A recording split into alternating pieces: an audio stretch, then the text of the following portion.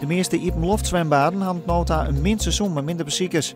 De verste baantjeloekers komen wel gewoon, ook als het wat kouder is, maar de recreatiezwemmers bleven voort. Bovendien binnen zwembaden meer geld kwijt om stookkasten om het water op temperatuur te houden. In de Snitse markt juist het lichaam van een vermiste vrouw. Het gaat om een 36-jarige inwoner van Seisberum die zo'n vreed vermist werd. Ze wie in het verwarde tasten voortgaan van een camping in Terhenne. Er is doorzocht met een helikopter en sonarapparatuur.